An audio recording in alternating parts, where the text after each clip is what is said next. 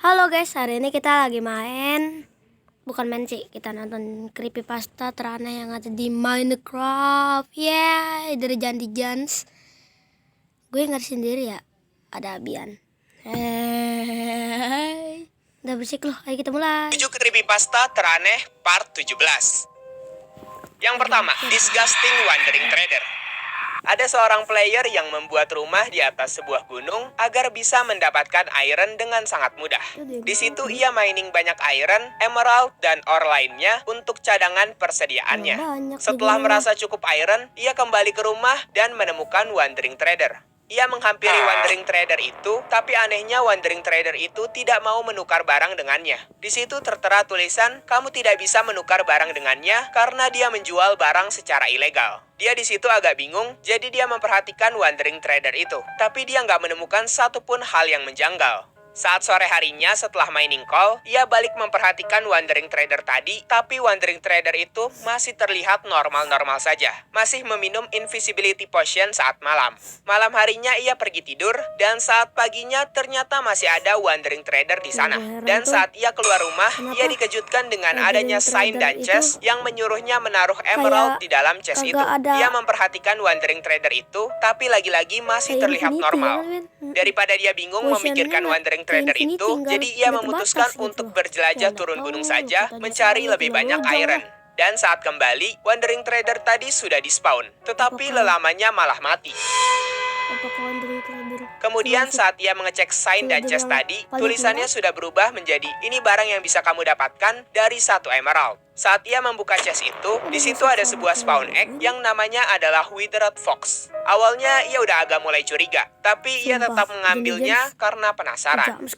Ia meng-spawn mob itu, dan yang muncul adalah Fox yang kulitnya seperti Wither Skeleton. Selang beberapa detik, tiba-tiba ia terkena Wither Effect terus-menerus. Ia ingin membunuh Fox itu, tapi sayangnya Fox itu sangat lincah.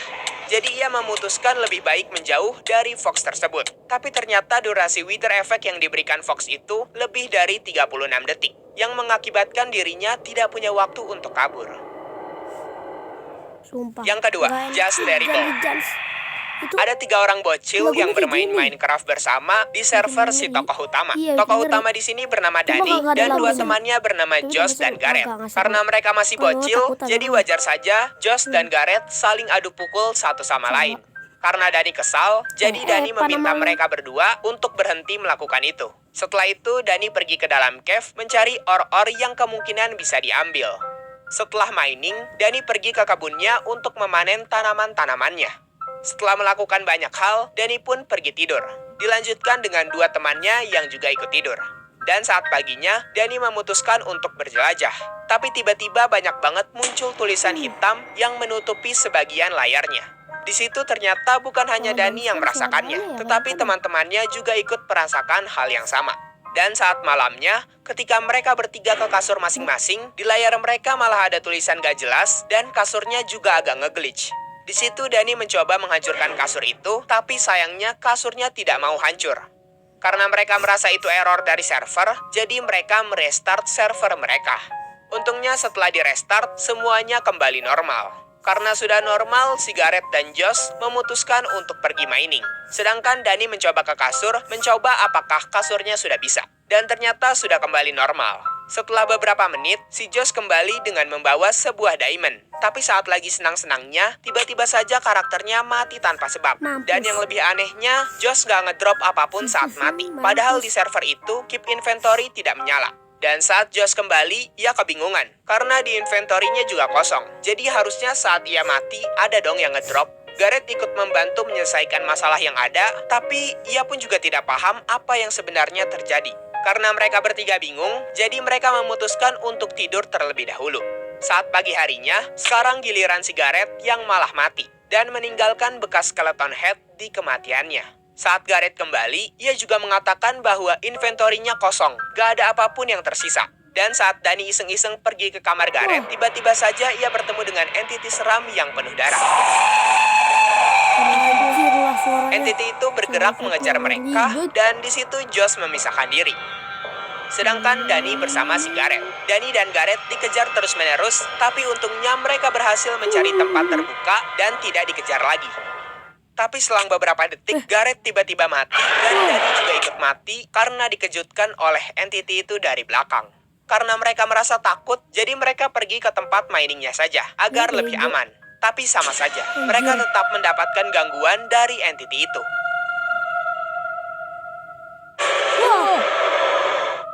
Anjir lah, kadang-kadang saya memang takut. Dani kemudian bergegas pergi tidur, tapi untungnya saat dia pergi ke kamar Josh, dia aman dan gak bertemu entity itu lagi. Tapi hal itu tidak berselang lama, karena entity itu dapat mengetahui keberadaan si Dani. Sumpah ini gak anjir. Dan saat pagi harinya, mereka berdiskusi dan memutuskan untuk mengganti server ke servernya si Gareth saja, yang baru selesai dibuat. Anjir lah. Yang ketiga, Vampiric Phantom. Ada seorang player bernama Doni yang bermain Minecraft dan membuat rumah dari magma block karena hari itu adalah hari Halloween. Dia juga mengundang temannya untuk merayakan Halloween bersama dengan bermain Minecraft. Dia menggunakan tema berwarna oranye karena kalau kalian tahu, pumpkin juga berwarna oranye. Di situ temannya curhat ke Doni tentang kelakuan aneh anjingnya. Temannya bercerita bahwa kemarin anjingnya tiba-tiba matanya membesar dan memerah. Jadinya ia dan ibunya membawa anjingnya ke rumah sakit. Di rumah sakit, ketika anjingnya diperiksa, katanya ada jaringan tubuh yang berkembang di dalam perutnya. Tetapi jaringan itu bukan milik anjingnya. Jaringan itu katanya semakin bertumbuh di dalam perutnya. Tapi untungnya sebelum semakin parah, dokter berhasil memotong jaringan itu dan membuat anjingnya kembali normal. Setelah bercerita begitu, mereka berdua pergi ke Nether untuk berpetualang mencari Fortress. Beberapa saat kemudian, mereka berhasil melihat Fortress di kejauhan. Jadi mereka mulai menghampirinya. Tapi saat dihampiri, Fortress itu tampak aneh. Dikarenakan ada banyak blok-blok yang membentuk sebuah logo bajak laut dan juga ada banner tengkorak di sekitar Fortress itu. Mereka tidak takut sama sekali masuk ke Fortress karena mereka ada di peaceful mode. Kemudian mereka mengelut chest-chest di sana dan mengambil apapun yang bisa mereka ambil. Tetapi ketika mereka ke lantai atas dari Fortress itu, mereka menemukan sebuah sign yang mengatakan siapa yang berani mengambil harta karun di tempat ini akan mendapatkan balasannya. Mereka agak menghiraukannya dan saat mereka ingin keluar dari Fortress itu, mereka melihat sesuatu di kejauhan. Saat mereka ingin pulang ke Overworld, lagi dan lagi, mereka dikejutkan dengan kehadiran entity itu. Mereka menebak bahwa entity itu jelas-jelas melewati portal mereka. Jadi mereka berniat untuk mengejar entity itu ke Overworld. Tapi saat sampai ke Overworld, mereka nggak melihat sosok dari entity itu. Jadi mereka mengira mungkin entity tadi nggak masuk ke dalam portal, hanya pergi ke bawah tanah Nether. Karena sudah malam, mereka kembali lagi ke rumah mereka. Tapi tiba-tiba mereka dikagetkan oleh entity tadi yang melayang-layang di atas atap mereka. Entity itu ngecat tulisan-tulisan gak jelas sambil mengitari mereka berdua. Entity itu berkata, kalian datang ke tempatku, kalian mencuri harta karunku, dan kalian menghancurkan segalanya. Di situ mereka mencoba menyerang entity itu, tapi sayangnya serangan mereka malah menembus badan dari entity itu. Dan seketika tubuh mereka langsung menjadi berbaring dan tidak dapat bergerak ataupun melakukan hal lain. Hanya bisa menggerakkan arah badan mereka saja. Setelah itu, entity itu juga berkata, mulai sekarang aku akan meminum darah kalian selamanya. Yang keempat, Nonem. Ada 3 orang player yang bermain Minecraft bersama di Creative Mode dan membuat rumah layaknya sebuah istana. 3 orang itu adalah Lucas, Victor, dan Gray. Setelah menerangi rumah mereka dengan torch, Lucas menggunakan command block untuk membuat teks muncul agar servernya menjadi bagus. Tetapi setelah teksnya muncul, tiba-tiba ada seseorang tanpa nama yang join ke server mereka. Di situ mereka semua kebingungan dan mulai menanyai siapa orang itu. Dan orang tanpa nama itu membalas, Nether hit brick I hit for 8, yang gak ada maknanya sama sekali. Di situ mereka makin kebingungan, tapi untungnya selang beberapa detik, orang itu keluar dari server mereka. Di situ mereka berpikir, kemungkinan ada orang asing yang gak sengaja salah tulis server address dan jadinya masuk ke dalam server mereka. Karena mereka takut ada yang masuk ke server mereka lagi, mereka jadinya mengganti tipe server mereka menjadi whitelist dan memban player terakhir yang join ke server, yaitu player tanpa nama tadi. Tapi setelah memban player terakhir yang join ke server, yang ke-ban malah si Gray. Di situ akhirnya Lucas membenarkan pengaturan servernya lagi dan Gray berhasil masuk kembali ke server itu. Nah, di situ mereka makin kebingungan dong, bagaimana hal itu bisa terjadi. Karena jelas-jelas yang terakhir masuk ke server adalah player tanpa nama itu. Selang beberapa menit kemudian, tiba-tiba si Victor melihat hal aneh terjadi di server mereka. Di situ mereka melihat ada torch yang melayang-layang sendiri. Dan saat Victor memencet torch itu, si Victor anehnya bisa menaiki torch itu seperti menaiki sebuah mob. Victor bersenang-senang saat dibawa oleh torch itu, tapi tiba-tiba si Victor malah diarahkan masuk menerobos ke dalam cave. Di cave itu anehnya kosong, gak ada hal menarik apapun, hanya cave buntu seperti biasa. Akhirnya mereka kembali lagi keluar dari cave itu, dan saat berhasil keluar dari cave itu, lagi dan lagi hal aneh terjadi. Yaitu lorong cave tadi tertutup kembali. Padahal nggak mereka tambal sama sekali. Kemudian saat mereka bertiga sedang berkumpul, tiba-tiba saja pop-up tulisan mereka berubah menjadi bucket. Padahal nggak ada satupun orang yang ada di dekat comment block. Setelah mereka memperbaiki comment block, lagi-lagi muncul tulisan-tulisan aneh yang pop-up di layar mereka. Saat mereka mengecek isi comment block itu, isinya hanya tulisan "My name is". Di situ tulisan yang muncul bertuliskan Netherhost, Spruce Planacre, X berwarna putih, Simon Say, Bloody Fox, Torch Right Claws. Kemudian si Lucas di situ bertanya, "Di mana keberadaanmu, Nonem?" Dan langsung dibalas oleh Nonem itu, "Aku nggak punya nama," dengan tulisan merah. Dan ketika mereka sedang membahas tentang keanehan itu, tiba-tiba saja mob-mob di depan Lucas di-spawn secara bersamaan. Aneh, padahal ini masih malam hari, kok bisa di-spawn, pikirnya. Kemudian si Lucas pergi mengecek ke dalam rumah, siapa tahu ada player tanpa nama itu yang sedang bersembunyi di rumah mereka agar tidak ketahuan keberadaannya. Ia mengecek ruangan di rumah itu satu persatu, tapi tidak menemukan petunjuk apapun. Tapi saat ia berbalik badan, tiba-tiba saja ia dikagetkan dengan player tanpa nama itu, dan player itu langsung berkata, "Aku nggak punya nama." Dan juga berkata, "Sekarang servermu menjadi tak bernama juga." Seketika layar Minecraft-nya menjadi sangat absurd. Yang kelima, Cartoon Cat. Ada sebuah server yang katanya hanya bisa diakses menggunakan VR dan bisa menyajikan game Minecraft seperti benar-benar berada di dunia nyata. Karena Bill penasaran, jadi ia mencoba dan masuk ke server itu. Di situ dia menemukan petunjuk yang mengatakan bahwa dunia nyata ada di bawah. Jadi ia turun dan mengeceknya. Di situ Minecraft-nya agak patah-patah, tapi menurutnya nggak masalah, karena itu adalah hal baru baginya. Di situ ia mencoba mengambil batu dan berhasil. Benar-benar seperti dunia nyata. Dia berjalan-jalan dan melihat ada apa saja di sekitar situ. Dia juga mencoba mengambil botol, tutup botol, dan bahkan pergi ke sungai. Di situ ia mencoba berlari dan beneran bisa lari seperti sungguhan. Dan sound effect yang ada di sekitar situ juga terdengar benar-benar nyata. Ia menyusuri lembah-lembah kecil dan mendengar seperti ada suara monster. Karena mendengar suara itu, jadinya ia nggak jadi untuk menaiki lembah dan mencoba bermain di sekitar sungai saja. Tapi hal itu sama saja, dia masih tetap bisa mendengar geraman monster di dekat sungai itu. Selang beberapa detik kemudian, saat ia mencoba mengambil dedaunan, lagi dan lagi muncul suara mengerikan yang membuat bulu kuduknya berdiri. Karena hal itu, ia jadi ketakutan dan mulai berlari kembali ke tempat spawnnya agar aman dari bahaya. Tetapi meskipun berlari sangat cepat, ia masih tetap mendengar ada suara dari arah belakangnya. Ia menengok sedikit ke belakangnya. Dan untungnya nggak ada siapapun.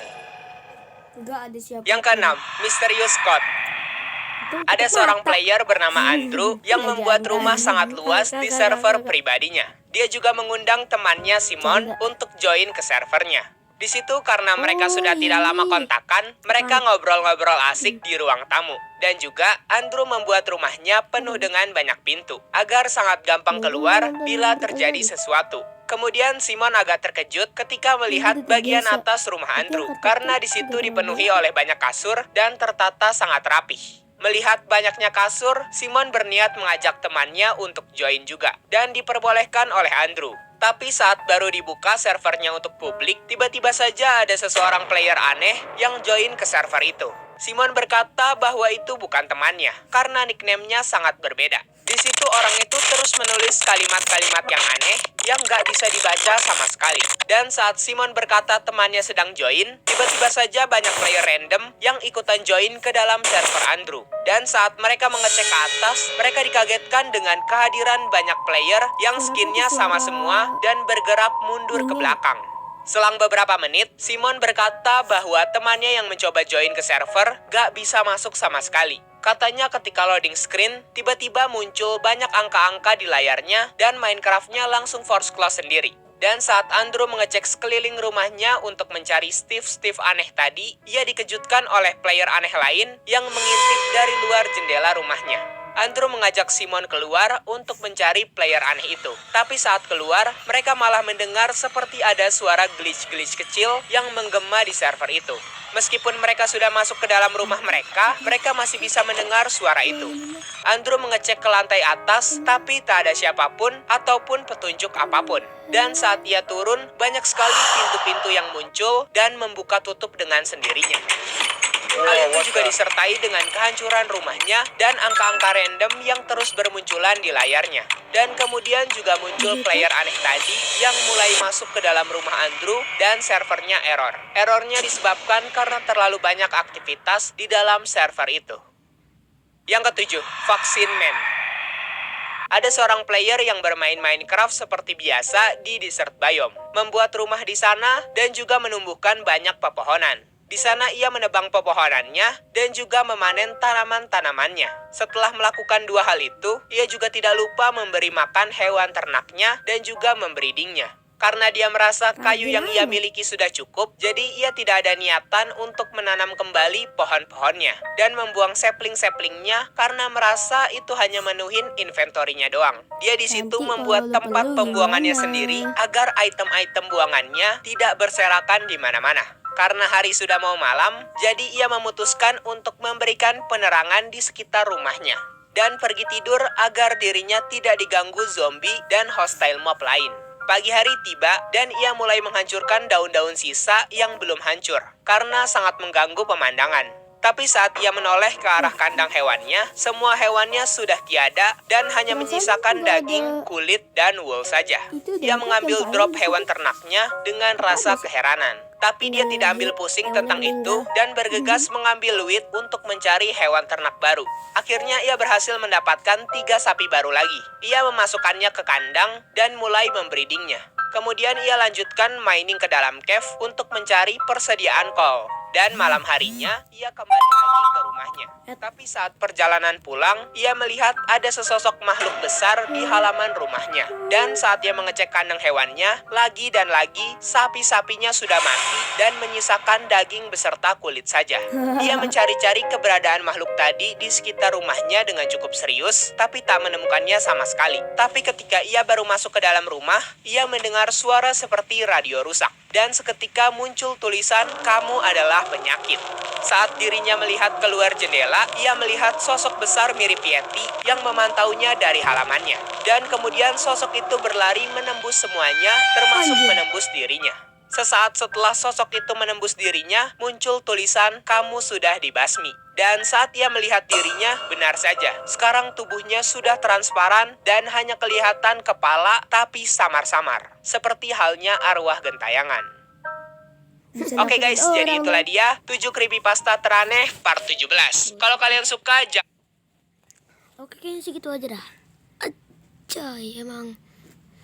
Oke guys, cuma segitu aja. Dan jangan lupa like, comment, dan subscribe. Ngomong dong, jangan gue doang.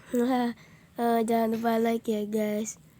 Ya. Bantu sampai minimal 10 subscriber untuk kami mengupload lebih banyak video. Yaudah, Kalau oke. bisa, karena dia ini jarang upload. Ya udah, oke. Assalamualaikum.